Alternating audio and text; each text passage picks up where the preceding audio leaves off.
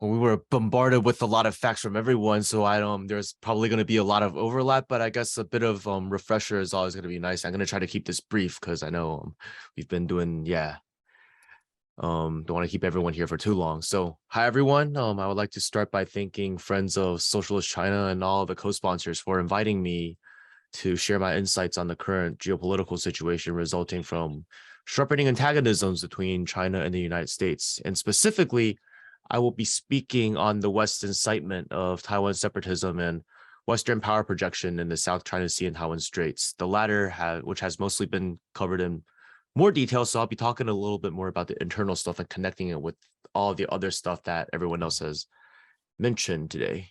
So in order to understand Taiwan separatism, we must expand our understanding of Taiwan and its many layers of contradictions at play and how they relate to global history and geopolitics. When we look at the history of cross-strait relations, we must recognize constants and variables and also realize that the issue of Taiwan in relation to US interests actually predates the Chinese Civil War. Whereas Western power projection in the region is nothing new, Taiwan separatism as it exists today is a relatively new phenomenon. And while the Taiwan separatist movement serves US imperialist interests, Taiwan has been a US client for much longer than the separatist movement has existed.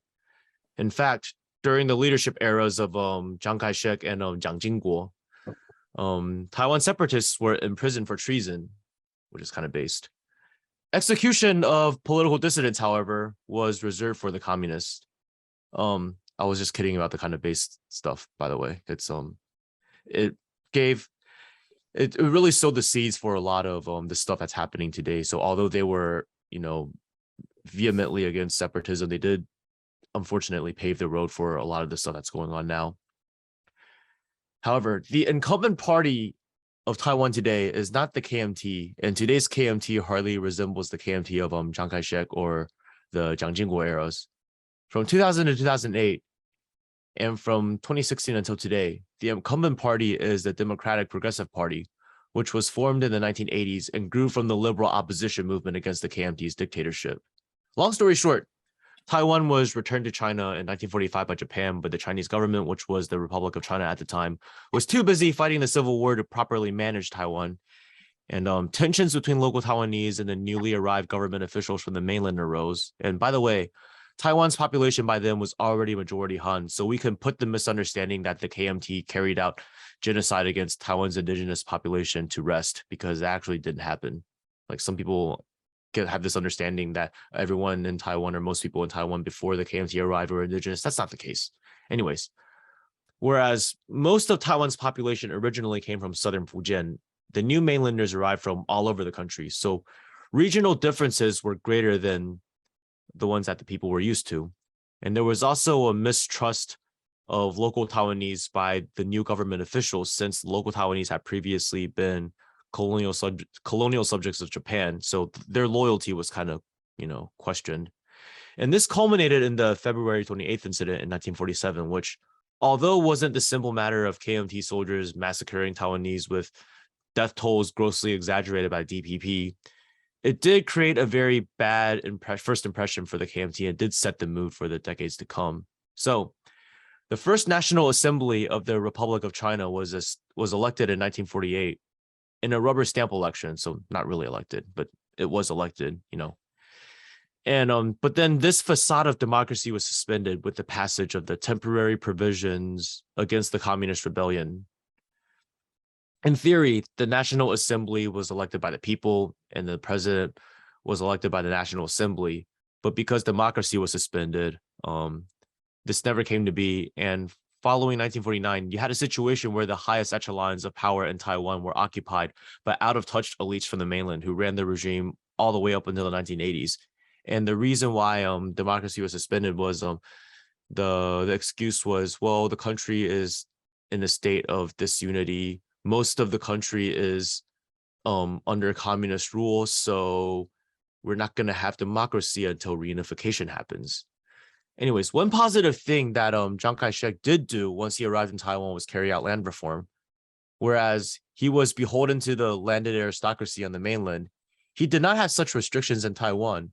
So He also realized that land reform was necessary to build up Taiwan's economy and prevent what happened to him on the mainland.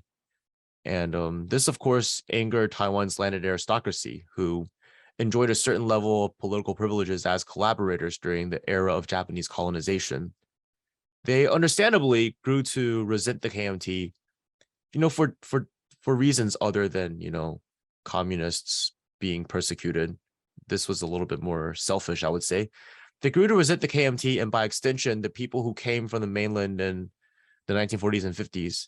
And you'll find that when the liberal opposition movement against the KMT came to be in the 1970s and 80s, many in the movement who later climbed the ranks of the DPP came from such families.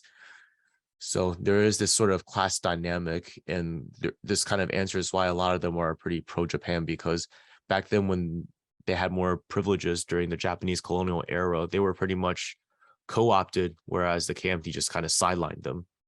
Interestingly, one of the forefathers of the Taiwan separatist movement stated that he views Chiang Kai-shek's land reforms as the true beginning of the separatist movement, which, I guess it gives us a hint as to the class characteristics.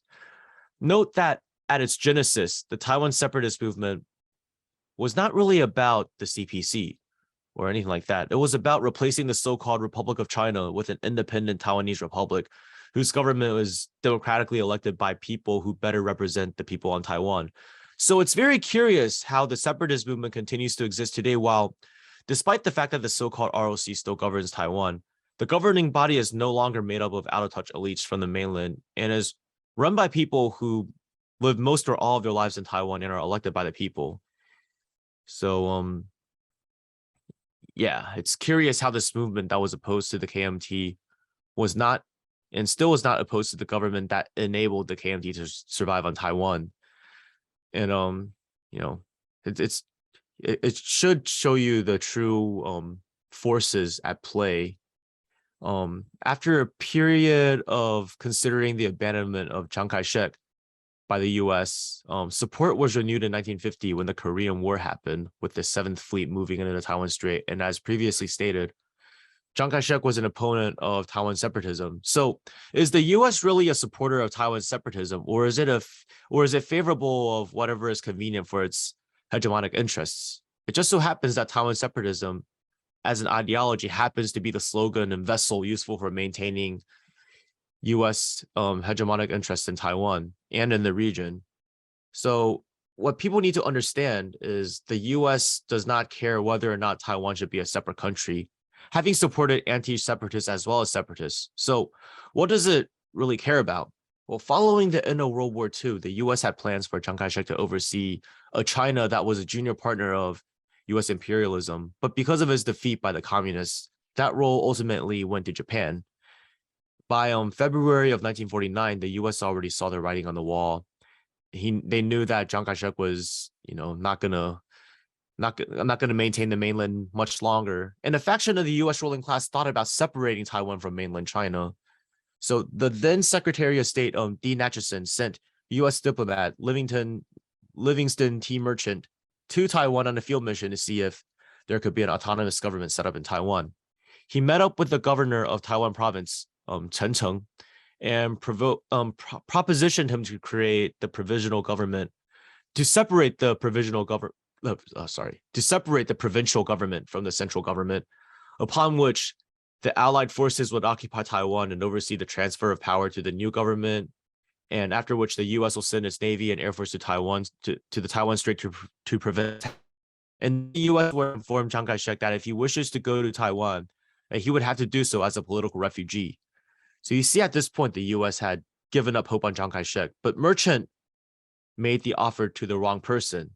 Chen Cheng was loyal to Chiang Kai-shek, and although Chen Cheng and Chiang Kai-shek were both anti-communists, they were also Chinese patriots who refused to separate Taiwan from the mainland. Now, following the establishment of the PRC on October 1st, 1949, we see a faction of the US government that, although did not want to recognize the new socialist government, also wanted to cut ties with Chiang Kai-shek. This faction did not want the Taiwan issue to ruin relations with the PRC, and instead wanted to take advantage of historical Sino-Russo tensions in an attempt to win the communist over from the Soviets to the US. So, this faction is against Taiwan separatism. Not that Taiwan separatism really existed back then. I guess back then would have been a creation of like a two China situation. So, January 5th, 1950, Truman upholds the Cairo Declaration and the Potsdam Communique, recognizing Taiwan as a part of China. And Chiang Kai-shek was like, okay, my days are numbered. I'm going to lose Taiwan. My troops are demoralized. And many of those troops, by the way, were impressed into the army and did not want to leave their homes on the mainland. All they really wanted was to go home, and they were promised that they would be home back soon. So it's a really sad story, actually. A few centuries earlier, remnants of the Ming on Taiwan were defeated by the Qing, and Chiang Kai-shek felt that history was going to repeat itself and that he was ready to negotiate with Mao. He sent General Li Cibai, brother of PLA Marshal, to negotiate. But when the Korean War broke out, Chiang Kai-shek called Li Cibai back to Taiwan, knowing that the situation had shifted. And curiously, right before the Korean War broke out, MacArthur pointed out that Taiwan must not fall to the communists because of its strategic location relative to the island chain that ran, from the Aleutian to Mariana Islands, and Taiwan's proximity to Okinawa and the Philippines, both under U.S. control. So to MacArthur, Taiwan was an unsinkable aircraft carrier, and its loss meant the destruction of U.S.'s comprehensive defense network, which was in reality a containment network against China and the Soviet Union. And the U.S. essentially continues to view Taiwan as an unsinkable aircraft carrier, though its troops have been withdrawn from Taiwan since 1979 as a condition for establishing ties with the government on Beijing. We saw during the Vietnam War how Taiwan and Hong Kong were popular R&R stops for U.S. military personnel, and how mainland China could do nothing about U.S. maneuvers in the South China Sea except protest. China, however, without entering war with the U.S., has changed the situation drastically over the last few decades with its rising power and its diplomacy. And the U.S. can no longer dock in Hong Kong since Hong Kong's no longer a British colony. And the U.S. and because the U.S. shifted recognition from Taipei to Beijing, and because the U.S. and UN never recognized Taiwan as a separate country and have only changed their stance on which government is a legitimate Chinese government, docking in Taiwan without Beijing's permission would be military aggression under both UN and US law. So the view of Taiwan being an unsinkable aircraft carrier was not even new by the time MacArthur worded it that way, though as the US eyed Taiwan for the first time in the mid-19th century. And to explain this, we have to go briefly all the way back to the Revolutionary War. And I promise I'm almost done. When the U.S. became independent from Britain, it was blocked out of... Wrap up soon, Xiangyu. Yeah, I'm trying to keep it quick. The United States became independent from Britain. It was blocked out of Britain's and the British Empire's trade system. So the U.S. turned to China for trade, since China was the largest economy in the world. Of course, the most lucrative trade at the time was opium, like previously mentioned by speakers earlier today. So the U.S. joined this trade, and when Britain forced trade privileges from China, the U.S. also benefited. It gained access to its treaty ports and all that. But that wasn't enough for the U.S. though. So the U.S. sent Commodore Matthew Perry to try and force open Japan and Ryukyu. And it was then that he realized Taiwan's strategic location between mainland China and Japan and proposed the occupation of Taiwan and the establishment of a coaling station for the U.S. Navy. What prevented this from happening, though, prevented it from being pursued was the outbreak of the Civil War. And shortly after the war, the Rover incident occurred in 1867. And you gotta look that up because I don't have time to explain. Marking the first time U.S. forces invaded Taiwan. They were defeated by the Aboriginal people on the East Coast, but U.S. Consul in Xiamen, Charles Legendre, Legendre, leveraged experience gained through this defeat to help the Japanese Empire invade Taiwan in 1874. And although at that time Taiwan did not fall to Japan, it finally did in 1895 after China lost the first Sino-Japanese war to Japan and was forced to cede the island to Japan. So given that U.S. concern about Taiwan has always placed U.S. military and trade interests at the forefront, we can understand why the U.S. today, while not necessarily supportive of Taiwan separatism for the sake of Taiwan separatism, is interested in preventing Taiwan from establishing closer ties with the Chinese mainland, which was happening, by the way, from 2008 until the mid-2010s. In 2014, then leader Ma Ying-jeou's administration signed a trade pact called the cross-strait service trade agreement with Beijing to liberalize trade between mainland China and Taiwan in the service industries, further integrating the two economies. And this resulted in the Sunflower Movement, which was basically a color revolution of sorts, which at the end of the day, it blocked the ratification of the pact, and it gave rise to a new wave of pro-imperialist leftist activists who today serve as, the ideological foot soldiers of the DPP. So there is this sort of like woke washing of empire going on in Taiwan as well as in America. So curiously, this happened not too long after the US embarked on its pivot to Asia policy, and it happened during the same year as the Umbrella Movement in Hong Kong and the Maidan Color Revolution in Ukraine. Another noteworthy policy shift of the US was in the 1980s. The socialist bloc in Eastern Europe was collapsing, and the Soviet Union was standing on its last legs, and the communist threat was waning, and the US no longer had a need for a Bonapartist strongman leader like Zhang Xiangyu in Taiwan, who, while not a communist, pursued a developmentalist line that involved heavy government planning and protectionist policies to the chagrin of neoliberals. The US was therefore very supportive of Zhang Jinguo's successor, Li Denghui, who represented the liberal faction of the KMT, and over the process of implementing democratic reforms following the end of martial law, thoroughly liberalized the economy. I believe separatism as an ideology began to be somewhat promoted in an effort to maintain the status quo, not because the opportunists pushing it really think it's attainable. It's because if the old Chinese patriotism that was taught to Taiwanese people ran unchecked, then the vast majority of people would be supportive of closer ties with the Chinese mainland and working together with their mainland compatriots to build a better future for everyone on both sides of the strait. This would have jeopardized Taiwan's role as a U.S. client. Hence, education was changed in a top-down fashion to raise a new generation of Taiwanese youth who do not view themselves as Chinese by removing emphasis of Chinese history from education. So I'd like to close by pointing out that the U.S. is not our friend, and that nowhere in the Taiwan Relations Act does the U.S. state its obligation to defend Taiwan in an event of war. It states that efforts to determine Taiwan's status by non-peaceful means are matters of grave concern, which could just mean Biden going on TV and saying a few stern comments. So U.S. lawmakers are keenly aware of the lack of commitment. Thus, former Illinois Senator Charles H. Percy proposed changing the words grave concern in the act to security interest.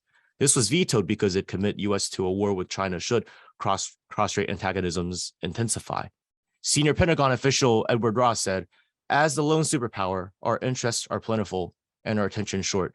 We cannot help defend you if you cannot defend yourself." So, to anyone who thinks the U.S. is looking out for the interests of the people on Taiwan, please think again and think about who will be paying the price for the reckless policies being pursued by the U.S. ruling class and opportunists in Taiwan, and who will be benefiting from it. It will not be the people on Taiwan, nor will the average American even benefit from it. Thank you very much.